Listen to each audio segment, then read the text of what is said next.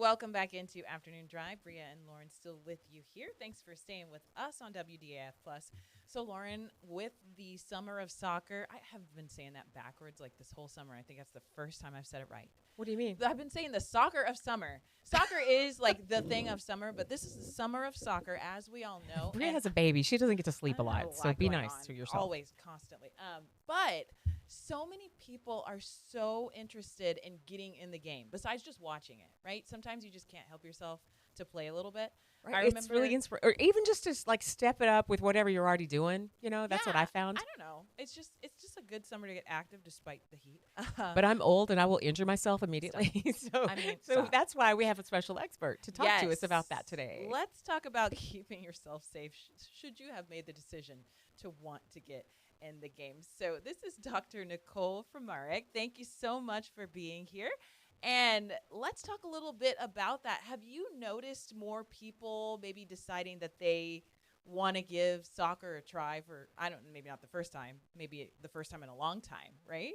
Absolutely. So thank you for having me. I certainly think that at a minimum, we kind of hope to see that increase, right? Because what that means is people are moving their bodies, they're getting out there, they're being active, and I think that that is the key, right? So I think we're certainly hopeful. If you didn't know that soccer is the #1 sport worldwide, it's the #3 most popular sport in the U.S. So I think especially Kansas City has just been on the map for height of soccer with what everything that's been going on, that I think we can only hope to see more people playing. Yeah, it's super exciting, but with more people, does that mean more injury?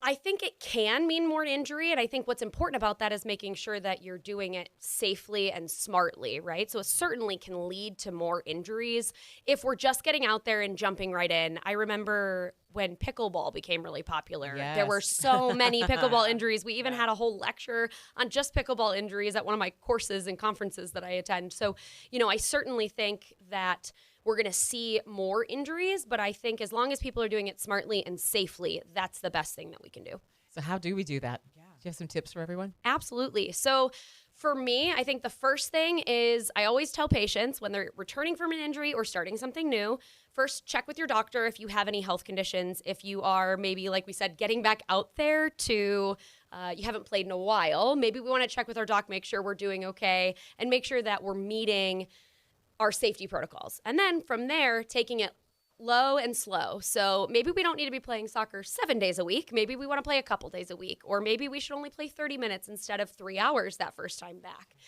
or that first practice or game. And so I think that that's something that's really important, is ask for it, make sure your body is where it should be, and then support it however you can. That reminds me a lot of pickleball, because I think that's the issue, right? It's like, why are you doing 5 hours of play when you have never played a sport for 5 hours in a row before? I love the love of the game. Because it's fun. I can tell you, I have a friend who's just gotten addicted to it this summer. She just joined a league this summer, and and I'm like, okay, 2 days a week or 3 days a week. Okay, please don't get hurt. Don't overdo it. What are the most common injuries that you see? So in soccer, most commonly we see the lower extremity, so hip, knee, and ankle. Commonly, we'll see things like contusions, so bruises, and then also strains and sprains. So I always like to think we think of ankle sprains, so that means muscles strain. So that's classically what we're going to see throughout the lower leg. So things like ankle sprains, quad contusions, so your quadriceps, the front of your leg, those types of things are going to be the most common injuries. And then some of the other things that are seen in soccer is going to be concussions or ACL tears or those more traumatic injuries. And one thing we know in the soccer game or with the professionals, if somebody gets hurt, they're getting evaluated immediately, Absolutely. Right? But if one of us get hurt playing the sport, you might say, oh, I don't know, I need a rest, or let me see if it goes away. What do you suggest in a situation like that? If you get injured in the game, do we go in right away or see if it gets worse? I think that it is really important to listen to your body. Your body knows what's going on, and it will tell you. So certainly if you get injured, it is helpful to step off the field, take a step back, reevaluate what's going on. If it feels like something that needs to be evaluated, then getting seen sooner rather than later is going to be helpful.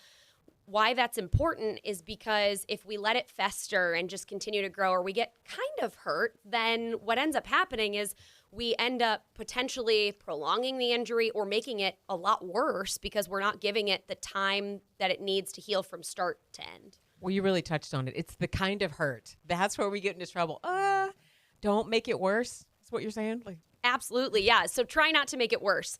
And so I think whatever that might be, whether that's changing the type of activity, trust me, my patients know that my least favorite thing to do is to tell an athlete or someone who loves being active that they shouldn't be active. So I always try to work with my patients to say, we can do some of this type of activity versus this type while we're healing. So the sooner you're able to be seen by a provider, and especially someone who, in a sports world has gone through sports medicine experiences themselves or training, is going to be able to relate to that in a really positive way to help you. So if I've got someone who hurt their leg, well, if they can do upper arms or they're safe enough to get into a pool, I'm okay with that because that helps them keep moving. It's good for their mental health. It's good for their physical health.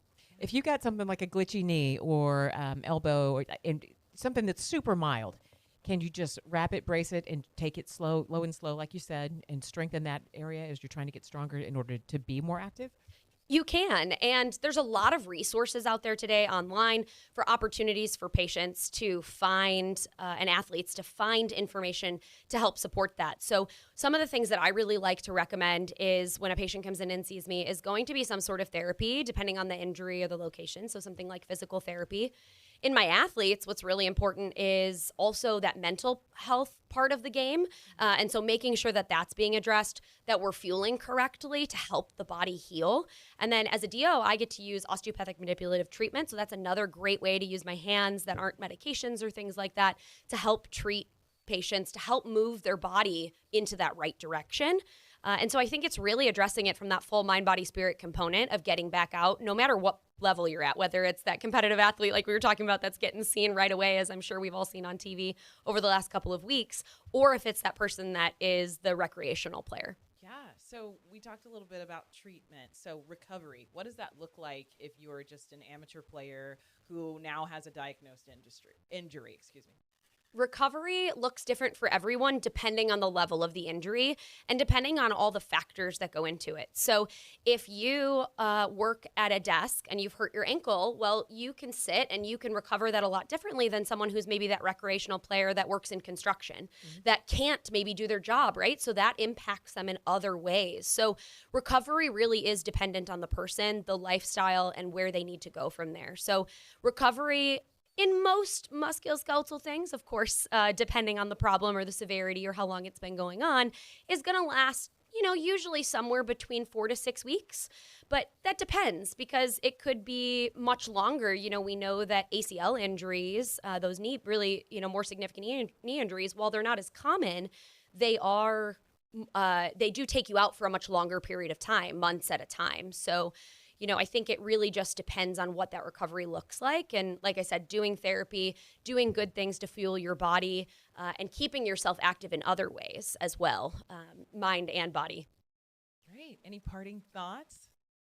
I think my best thing to tell people is keep moving, keep being active. And I say if you're too sore or something happens, it means we went too fast, we went too much or too quickly. So when that happens, go ahead and take a step back and say, ooh, I maybe went a little too long or too much. And then that way you can keep doing what you love doing, being active, fueling your mind and your body, and then taking care of your safety as well. Amazing. Dr. Nicole Fremarek, thank you so much with Kansas City University. Thank you for joining us here on Afternoon Drive. We're going to take another commercial break, be back with more shows. Stay with us.